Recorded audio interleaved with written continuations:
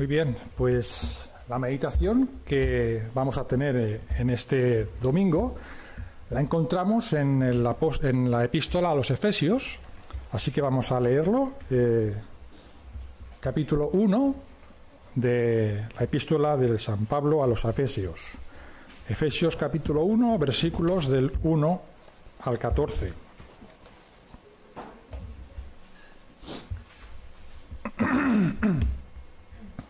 Dice así la palabra del Señor. Pablo, apóstol de Jesucristo, por la voluntad de Dios, a los santos y fieles en Cristo Jesús que están en Éfeso. Gracia y paz a vosotros de Dios nuestro Padre y del Señor Jesucristo. Bendito sea el Dios y Padre de nuestro Señor Jesucristo, que nos bendijo con toda bendición espiritual en los lugares celestiales en Cristo, según nos escogió en Él antes de la fundación del mundo, para que fuésemos santos y sin mancha delante de Él, en amor, habiéndonos predestinado para ser adoptados hijos suyos por medio de Jesucristo, según el puro afecto de su voluntad, para alabanza de la gloria de su gracia, con la cual nos hizo aceptos en el amado, en quien tenemos redención por su sangre, el perdón de pecados según las riquezas de su gracia, que hizo sobreabundar para con nosotros en toda sabiduría e inteligencia, dándonos a conocer el misterio de su voluntad, según su beneplácito, el cual se había propuesto en sí mismo de reunir todas las cosas en Cristo, en la dispensación del cumplimiento de los tiempos, así las que están en los cielos como las que están en la tierra. En él asimismo tuvimos herencia, habiendo sido predestinados conforme al propósito del que hace todas las cosas según el designio de su voluntad, a fin de que seamos, para alabanza de su gloria, nosotros los que primeramente esperábamos en Cristo. En él también vosotros, habiendo oído la palabra de verdad, el evangelio de vuestra salvación, y habiendo creído en él, fuisteis sellados con el Espíritu Santo de la promesa, que es las arras de nuestra herencia, hasta la redención de la posesión adquirida para alabanza de su gloria. Hasta aquí, que el Señor bendiga su palabra. La carta a los Efesios es una de las 4 cartas que Pablo escribió en la cárcel en Roma, cuando él está esperando su audiencia con el César Augusto, que es como termina el libro de los Hechos. Termina con Pablo en la cárcel, y allí en aquella cárcel escribió 4 cartas, y esta fue una de ellas. Y aunque en nuestras Biblias menciona el versículo 1, dice a los santos y fieles que están en Éfeso, esta referencia de Éfeso no se encuentra en los manuscritos más antiguos. Y de hecho la Biblia de Jerusalén no lo traduce así. La Biblia de Jerusalén dice a los santos y fieles en Cristo Jesús, no menciona Éfeso. Se cree que la carta más bien era una carta circular, que fue dirigida a las iglesias del sur de Asia Menor, donde estaba Éfeso, pero también estaba Laodicea y Colosas. Y es por eso que la carta, si la leéis entera, pues veréis que no hay ninguna referencia a ningún hermano en concreto, ningún saludo, porque se cree que era una carta circular para aquellas iglesias. Y este texto que hemos leído, si os habéis dado cuenta, es un texto denso en palabras espirituales difíciles, en cierto modo. Es muy profundo. Teológicamente es un texto profundo. Yo incluso abordarlo me ha costado, porque es un texto que incluye doctrinas difíciles, y es considerado como uno de los 3 himnos de alabanza que escribió Pablo. Se le conoce así como himnos de alabanza. Este fue uno. Los otros 2 también los conoceréis. Filipenses 2, haya pues en vosotros el mismo sentir. Ese es otro himno de alabanza de Pablo. Y otro era en Colosenses 1:15, Él es la imagen del Dios invisible, el creador, el primogénito de toda creación. Se consideran por su estructura como 3 himnos de alabanza escritos por Pablo. Y en este texto, este himno de alabanza, Pablo describe, y yo he encontrado aquí 7 razones por las cuales los cristianos debemos de alabar a Dios. He intentado hacerlo lo más sencillo posible. 7. He encontrado 7 bendiciones que los creyentes pues hemos recibido del Señor y que vale la pena que las tengamos siempre presentes en nuestra mente. ¿Cuántas veces pasamos por la vida pues luchando con todas las circunstancias de nuestra vida, que si el trabajo, que si los hijos, tal, y muchas veces no somos conscientes de lo que hay detrás del telón, de las cosas que vemos con los ojos de la carne, los planes y bendiciones que Dios tiene preparados para nosotros, que van mucho más allá de las circunstancias que nos rodean. Y ya eso debía de ser suficiente motivo de gozo ante las adversidades. Pues bien, yo he encontrado estas 7 bendiciones, 7 regalos de un valor incalculable, que ya podemos disfrutar aquí, pero que se van a consumar en toda su dimensión en el reino de los cielos. Vamos a meditarlas una por una, aunque sea solamente a vista de pájaro, porque este texto, ya os dais cuenta que daría para un estudio, pues bueno, mucho más amplio, pero solamente haremos un apunte de cada una de ellas. Y el versículo 3 para mí es la introducción de estas 7 bendiciones que ya hemos recibido. Se nos dice que esas bendiciones pues ya se planearon y se nos aplicaron en los lugares celestiales en Cristo, por medio de Cristo. Ya empezamos con cosas un poquito aquello difíciles. Es como si Pablo quisiera abrir un resquicio de ese telón que estaba yo diciendo, que separa nuestra situación temporal, física, de la eternidad, donde habita la deidad. Pues en la eternidad, en esos lugares celestiales que nos menciona el versículo, fue donde ya se nos otorgaron todas estas bendiciones que seguidamente Pablo nos menciona. En ese eterno presente de la eternidad, pues allí, no sabemos cómo, pero apareció nuestro nombre y Cristo abogó por nosotros por medio de su muerte en la cruz. Y no fue porque allí se examinaran nuestra vida y nuestras obras para decidir si merecíamos esas bendiciones o no. Por supuesto que no fue así. Fue únicamente por los méritos de Cristo y por el puro afecto de su voluntad, porque así lo quiso y así lo dice el texto. Y esta introducción de este versículo 3 nos lleva a la primera bendición que aparece en el versículo 4, que nos dice esto, que nos escogió antes de la fundación del mundo. Como digo, empezamos bien, empezamos fuertes. Este texto, difícil de comprender, por eso lo que estaba diciendo, desde nuestro espacio temporal, físico, pues dice que antes de que naciéramos, antes incluso de que Dios creara el mundo, ya estábamos en la mente de Dios, estábamos en sus propósitos de salvación. Meditando en esto yo pensaba, quizá, yo no os conozco a todos, quizá alguno de vosotros pues nacisteis en circunstancias adversas, podría ser que vuestros padres pues no buscaran un hijo y vosotros nacisteis.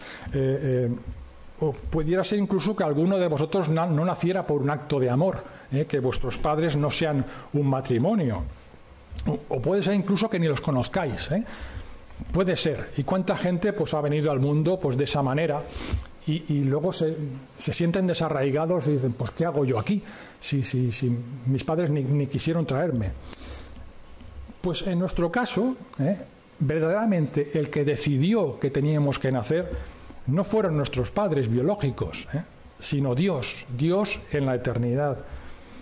Nuestros padres solamente fueron eso, los instrumentos usados por Dios para traernos al mundo, y son los que tienen la responsabilidad de criarnos, de educarnos, pero que no nos quede duda, no nos quede duda de ello, de que la verdadera razón por la que estamos aquí en este mundo y hemos llegado a conocer a Dios es porque Él lo decidió hace mucho, mucho tiempo, antes de la fundación del mundo. ¿Y el por qué nos escogió a cada uno de nosotros? Pues eso no se nos dice, ¿eh? Y plantearse esa pregunta es meterse en un jardín sin salida, del cual es mejor no entrar. Del mismo modo, ¿os acordáis que Dios, ante Jacob y Esaú, Dios escogió a Jacob? ¿Por qué? Pues no lo sabemos tampoco, porque ninguno de los dos daba la talla. Si fijamos la historia, ninguno de los dos daba la talla, ni Jacob ni Esaú, pero escogió a Jacob. Lo que sí nos dice el texto, no nos dice el por qué, pero sí que nos dice el para qué. Y eso sí que nos interesa. Eso sí que nos interesa. Nos escogió, fijaros, ¿para qué? Para ser santos y sin mancha delante de Él. ¿Qué significa esto? Pues la realidad es esta. ¿Quién de nosotros podemos decir, pues, sí, claro, yo soy santo y sin mancha, ahora lo entiendo? Pues no, ninguno de nosotros somos todavía santos y sin mancha, pero lo seremos un día. Para eso nacimos, para eso estamos aquí toda la vida, y ese proceso nos va a llevar toda la vida y no vamos a alcanzarlo hasta que estemos allí en los cielos, Entonces sí, allí sí que seremos santos y sin mancha. Y en ese proceso de ser santos y sin mancha, de limpieza, pues a algunos le vamos a dar más trabajo al Señor que otros, Esto va a ser así. Y quizá pues algunos tengamos que sufrir por ello, Pero sin duda que se va a acabar completando, y gloria a Dios por ello. Vamos a la segunda bendición, que en realidad está relacionada con esta primera, está en el versículo 5, en amor habiéndonos predestinado para ser adoptados hijos suyos. Primero sucede la elección, la hemos visto, y después de elegirnos, define para nosotros un destino antes de que ese destino suceda. ¿Qué quiere decir? Eso es lo que significa la palabra, nos predestina, nos da un destino antes de que suceda. La palabra destino significa un encadenamiento de sucesos que hará que lleguemos a un fin determinado. Va a suceder, hay un destino. Y hay mucha gente que cree en el destino, no solamente los creyentes, mucha gente pues cree, esa persona estaba destinada para que le pasara eso, ¿no? Y parece como que estás marcado y no puedes escapar de ese destino. Pues en términos espirituales, eso también nos ha pasado a nosotros. Nosotros también tenemos un destino, el Señor lo marcó y no nos podemos apartar de él porque es el Señor el que lo decidió. ¿Y ese destino cuál es? Lo que dice el texto, el llegar a ser hijos de Dios por adopción. Es el destino que el Señor marcó para nosotros. Y no importa lo que decíamos antes, las circunstancias de nuestro nacimiento, si venimos de una familia desestructurada, si somos ricos, si somos pobres, enfermos, etc. No importa nada de eso. El Señor ya nos marcó ese destino. Ser adoptados como hijos de Dios. En términos humanos, podríamos decir que ya hemos, conseguido los papeles, ya tenemos los papeles de nuestra adopción. Y esos papeles, o como Pablo le menciona aquí más abajo, esas arras, que significa eso, son su espíritu que habita en nosotros. Y nos confirma esa adopción, que hemos sido adoptados. Estamos seguros, tenemos los papeles, tenemos a su espíritu. ¿Y qué podemos decir? Pues lo que dice Pablo, para alabanza de la gloria de su gracia. El siguiente versículo. Alabar la gloria de su gracia. Es que no podemos hacer otra cosa que alabarle. Y es como este versículo, alabanza de la gloria de su gracia, es como Esto es un himno y este es el coro que después se repite 3 veces. Esta es la primera vez que se repite. Seguimos adelante con la tercera bendición. La encontramos en este versículo, el versículo 6, la segunda parte. Dice, con la cual nos hizo aceptos en el amado. Es la tercera bendición. En cuanto al amado, no nos cabe duda de que está hablando del Señor Jesús. ¿Os acordáis que es una bonita forma de referirse a Cristo? El propio Padre, en la transfiguración y en el bautismo de Jesús, el Padre dijo, este es mi Hijo amado. Y Pablo también quiere referirse a Cristo así, de esa manera, el amado. Y en cuanto a nosotros, que somos aceptados para ser sus hijos, ¿por qué llegamos a ser aceptados para ser sus hijos? Porque el Padre, cuando nos mira, no nos ve a nosotros, gloria a Dios que no nos ve, sino que ve a la sangre de su Hijo Jesucristo que nos cubre. Y gracias a esa sangre es que nos puede mirar y nos puede aceptar. Y antes hablaba Juana María de cuando estemos en el cielo, cuando estemos en las bodas, esa mujer que está, me voy a las bodas, pues seguramente cuando estemos en esas bodas del Cordero, seguramente quizá el Señor diga en ese acto de matrimonio, te acepto como mi esposa, el Señor nos dirá eso, y ya nunca nos separaremos de Él. Cuarta bendición. ¿Veis que nos vamos rápido? Abel, ¿dónde está que no lo veo? Vamos bien, Se podría decir mucho más, pero son apuntes. Cuarta bendición. La encontramos en el versículo 7. En quien tenemos redención por su sangre, el perdón de pecados, según las riquezas de su gracia. Ya hemos mencionado la sangre de Cristo que nos cubre. Y añade aquí 2 cosas más que hace esa sangre. Nos ha redimido y nos ha perdonado de los pecados. Y la palabra redención es una palabra que va muy bien para hablar de lo que la sangre ha hecho por nosotros. Es una palabra perfecta. En el diccionario, si leéis las definiciones de la palabra redención, todas las 5 definiciones que salen son aplicables a esta realidad. Pero hay una que, bueno, todas se podían mencionar, pero una me ha gustado. Dice, dejar libre algo hipotecado, empeñado o sujeto a otro gravamen. Y realmente es así. Y os acordáis que el Señor lo explicó muy bien con aquella parábola de los 2 deudores, aquel hombre que no podía pagar de ninguna manera, ni entregando a toda su familia como esclavos, podía pagar la deuda que tenía con aquel amo. ¿Y qué hace el amo? Se la perdona completamente, la borra, la elimina. Y del mismo modo, nuestro montante, nuestra deuda espiritual era tan grande, era imposible que la pudiéramos pagar ni viviendo 1000 vidas. Y el Padre solo pudo aceptar la sangre de su Hijo para saldar esa deuda y perdonar todos nuestros pecados. Otro motivo, otra bendición enorme, motivo para dar gracias a Dios durante toda nuestra vida. Vamos a la quinta bendición, la encontramos en el versículo 8 al 10. Volvemos a textos espesos, difíciles. Pablo aquí vuelve a la esfera celestial donde empezó al principio, cuando hablaba de nuestra elección y predestinación. Nos habla de... Vamos a leerlos, versículos 8 al 10, para refrescarlos.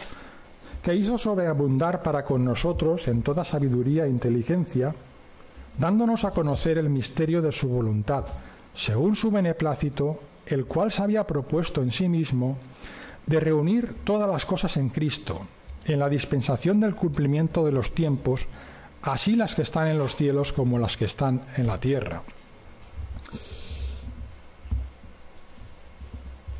Nos habla de cosas que se escapan del todo de nuestra comprensión completa, porque habla de cosas que aún han de suceder, aún no han sucedido. nos habla de ese día en que todas las cosas, las celestiales y las terrenales, serán reunidas en Cristo. ¿Qué significa esto? ¿Qué significa? Pues cuando yo no tengo una cosa muy clara, pues cotejo otras traducciones, y una vez más la Biblia de Jerusalén pues me ha dado mucha luz para entenderlo un poco mejor, porque añade una palabra que aparece en el original y que no está en nuestras versiones, que es la palabra cabeza, y mirad cómo lo dice la versión de Jerusalén. Dice estos dos versículos: dándonos a conocer el misterio de su voluntad, según el benévolo designio que en él se propuso de antemano, para realizarlo en la plenitud de los tiempos. Y fijaros lo que dice a continuación: hacer que todo tenga a Cristo por cabeza, lo que está en los cielos y lo que está en la tierra. Lo entendemos un poquito más, de las cosas celestiales que serán reunidas en Cristo, pues no podemos hablar mucho, porque son cosas celestiales, pero un poquito sí. De los ángeles que están en el cielo, de eso no nos queda duda, de que ya tienen por cabeza a Cristo, están sometidos a la voluntad de Cristo y trabajan para servirle. Pero la Biblia también nos habla de que hay principados, hay potestades, hay gobernadores de las tinieblas. Pablo lo dice en otros textos. Son poderes satánicos, y actualmente actúan contra el reino de Dios y bajo el mandato de Satanás. Esto es así. Pero llegará el día en que esos principados y potestades, todas, y lo dice también la palabra de Dios, serán derrotadas, serán sometidas bajo una y sola cabeza. Solo habrá una cabeza, y es la cabeza de Cristo. Y asimismo sucederá en el cielo y sucederá en la tierra. Toda la creación, animal, vegetal, mineral y todos los seres humanos que habitan la tierra, tanto hijos de Dios como no hijos también, todo será absolutamente sometido al reinado universal de Cristo. Unos para gozo eterno y otros para condenación eterna. Y esto va a ser así. Y estas cosas que suenan misteriosas, porque incluso dice Pablo, dándonos a conocer el misterio, es un misterio en realidad, pues el Señor a nosotros nos ha dado la sabiduría, lo que dice el versículo 8, nos ha dado la sabiduría y la inteligencia.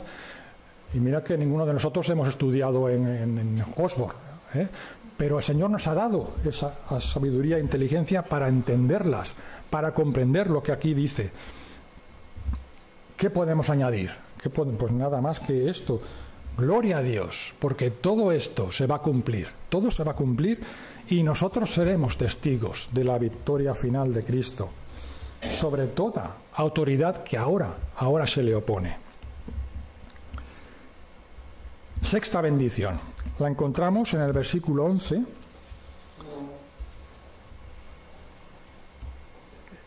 En él asimismo tuvimos herencia, habiendo sido predestinados conforme al propósito de que hace todas las cosas según el designio de su voluntad. Nos habla de una herencia a la que tenemos derecho por nuestra predestinación que decíamos al principio. Decíamos que hemos sido predestinados para ser adoptados como hijos de Dios, y gracias a esa adopción como hijos es que somos considerados hijos con derecho a la herencia del que pasa a ser nuestro Padre. Nosotros éramos hijos de ira, como dice la palabra, y lo mismo que los demás, pero ahora pasamos a ser hijos del Padre, y por ese derecho legítimo, aunque seamos adoptados, no somos biológicos, somos adoptados, pero tenemos pleno derecho de esa herencia. Jesucristo muere en la cruz, y acto seguido de su muerte pues se nos lee el testamento por el cual se nos otorga la herencia que Dios había fijado en ese testamento. ¿Y cuál es esa herencia?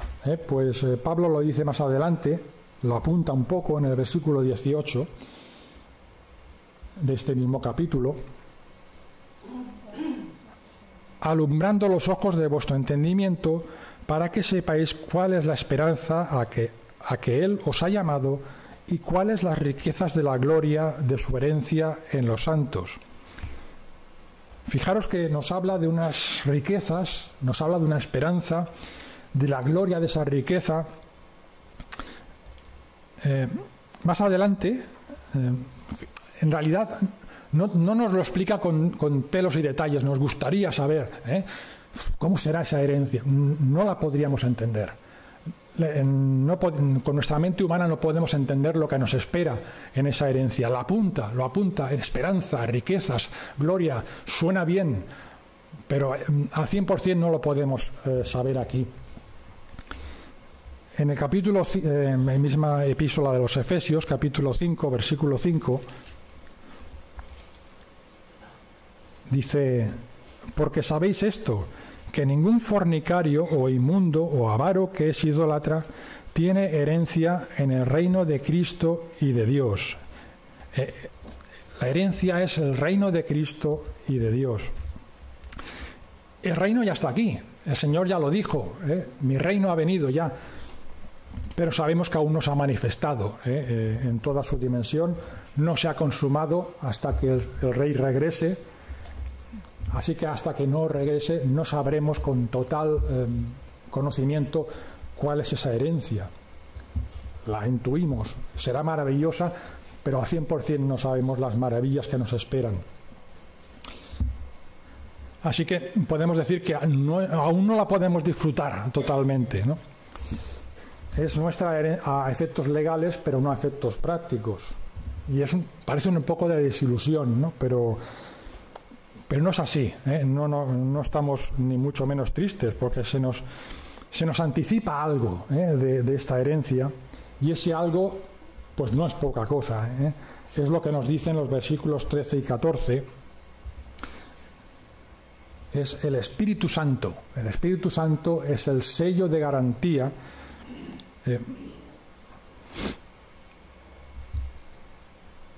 que certifica que esa herencia ya legalmente ya es nuestra y que se consumará a su debido tiempo.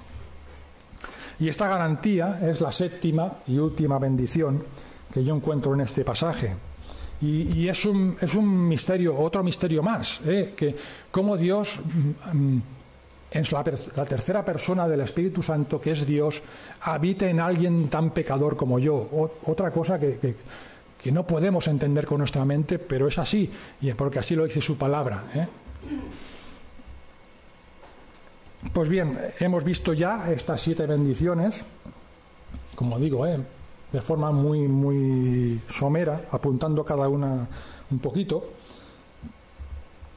Lo que decía al principio, que el pasaje es profundo, es inagotable, y por más veces que lo leamos, pues no llegaremos al conocimiento pleno, porque yo creo que ni siquiera el apóstol Pablo, en su mente humana, podía entender todo lo que el Espíritu le estaba inspirando para escribir este pasaje. Y esto precisamente, por otra parte, es lo maravilloso, ¿no? Que todas estas bendiciones espirituales que hemos recibido y las que nos quedan por recibir son tan sublimes y maravillosas que no se pueden expresar con palabras humanas. Si pudiéramos entenderlas aquí, perderían ya su grandeza, ¿no? ¿Y qué nos queda por añadir? Pues solo podemos añadir ya 2 cosas. La primera, pues ya lo dice el texto y lo repetimos: estar agradecidos al Señor, agradecidos a Dios por todo lo que el Señor nos ha concedido en Cristo. Y la segunda es esa frase que se repite 3 veces en el texto, y si se repite 3 veces es porque será importante, para alabanza de su gloria. ¿Qué tenemos que hacer? Alabarle a Él, porque por su gracia, por su gloria, porque Él ha querido, pues tenemos todas estas bendiciones. pues que el Señor nos ayude para que sea así, para que nuestra vida sea un completo ejercicio de alabanza y de gloria a Dios por todas estas maravillas que el Señor ha hecho por nosotros. Y nada más. Y bueno, en el próximo meditación acabaremos el texto, el capítulo 1, del 14 al 23, que también es precioso como la primera parte. Pues nada más, que el Señor nos bendiga.